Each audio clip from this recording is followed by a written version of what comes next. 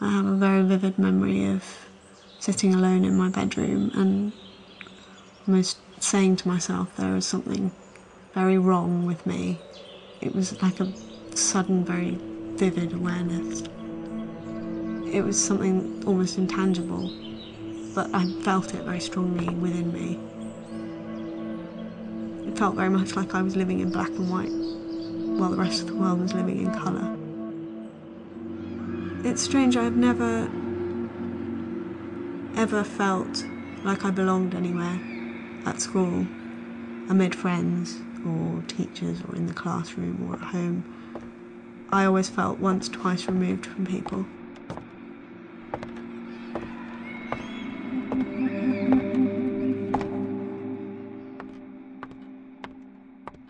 I've gone through periods of binging and purging to periods of extreme restriction of food intake. Sometimes I would have nothing at all in a day.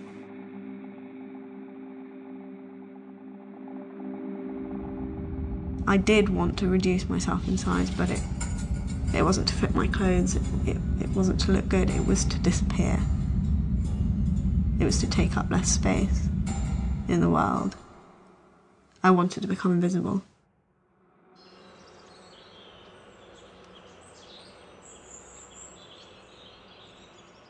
I became incredibly good at adopting a mask to the outside world because it was the only way of really existing in it.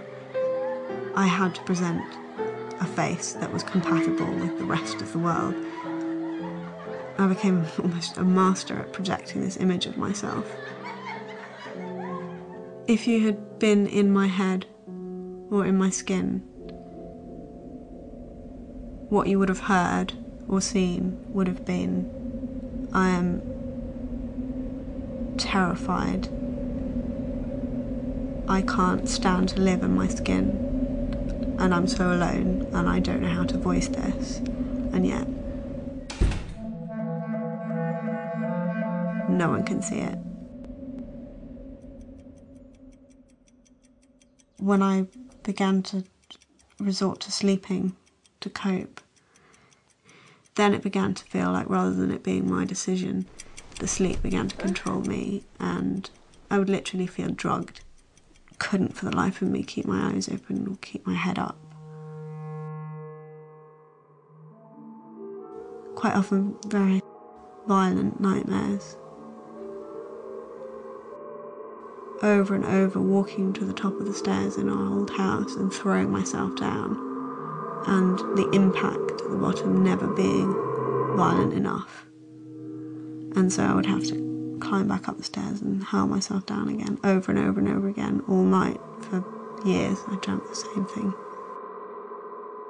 With awareness comes a taking of responsibility. Wanting to die and kill myself was just so simple.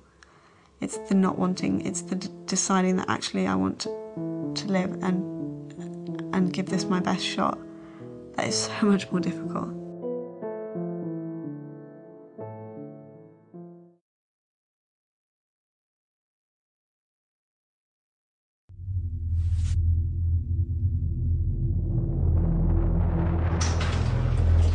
When I was about 12, 13, my mum started noticing I was doing things over and over again.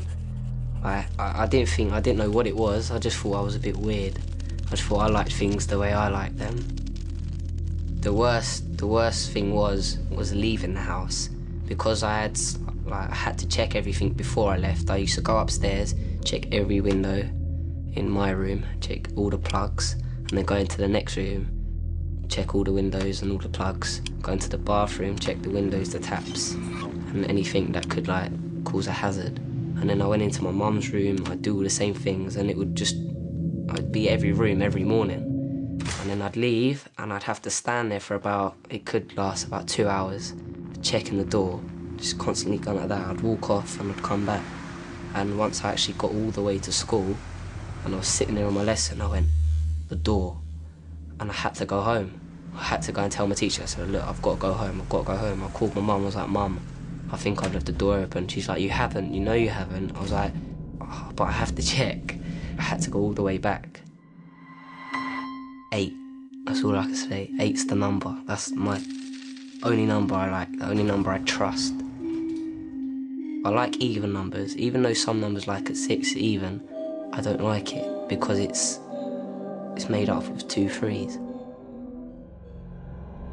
Everything had to be in 8s. I used to tap my teeth as well. 8. I went through stages of blinking, and I used to have to blink 8 times at a certain thing, then look at another thing and blink 8 times. It was on the telly as well. I had to blink at people's eyes. I had to look at their eyes and blink 8 times. There was a strong part of me that believed in it too much. But there was another part of me in my head, there was the normal me who was saying, stop being so stupid.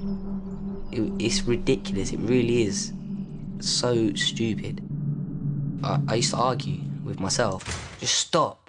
And sometimes you just can't. And it's like, it's not like there's a little voice in your head saying, oh, you've got to do this.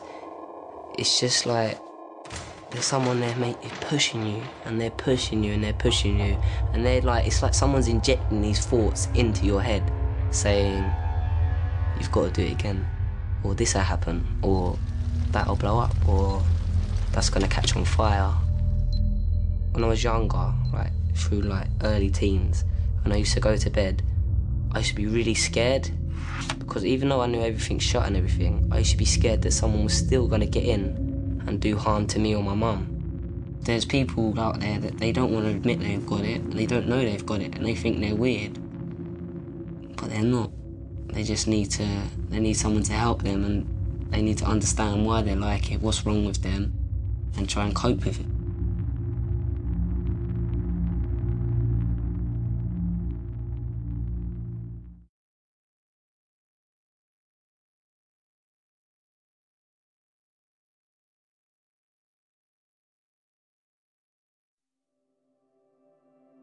I think when I started primary school, I think then is when I first noticed that I was really different from everyone else. I found that people would be playing games, just wouldn't understand why they'd have this want or desire to do it.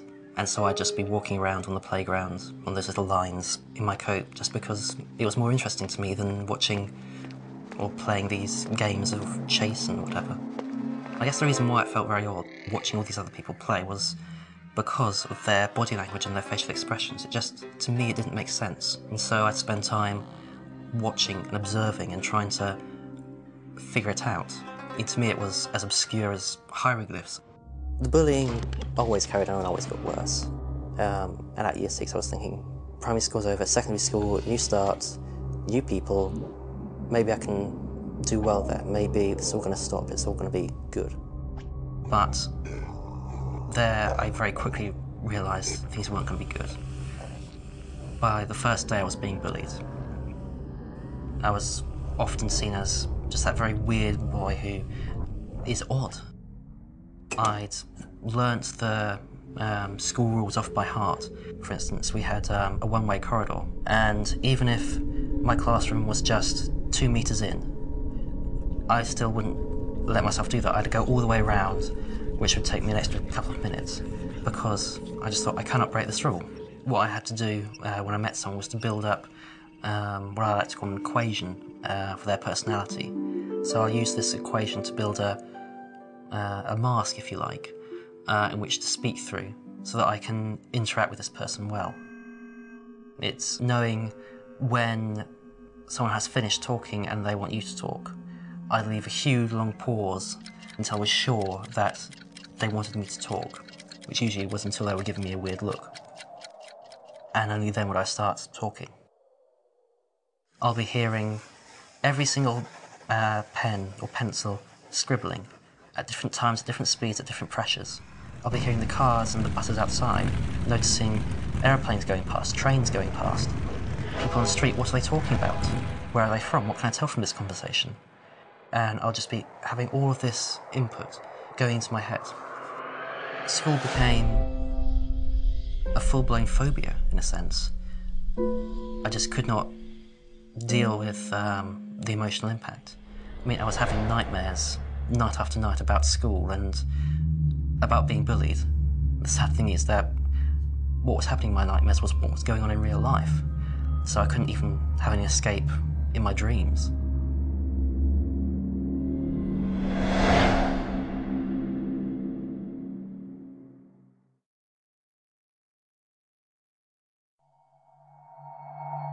I think the first time I self-harmed, I found a needle in my room and I just drew it across my skin. And I remember the sight of blood and feeling like I had discovered something. It was a relief. I had found something that could help me, almost. I guess I was trying to cut away a part of myself. I was trying to kill the monster inside. Sometimes I just wanted to see blood and see my skin and know I was still alive, because one of the things I struggled with is feeling unreal and feeling like I wasn't human or I wasn't part of the world. I've burned myself with a cigarette, I've burned myself with my straighteners. Burn myself with anything from a heated piece of metal, or cigarettes were another very common one. So I would headbang, I would use needles and just press them into my skin as far as they would go. I bruised myself, I scratched myself.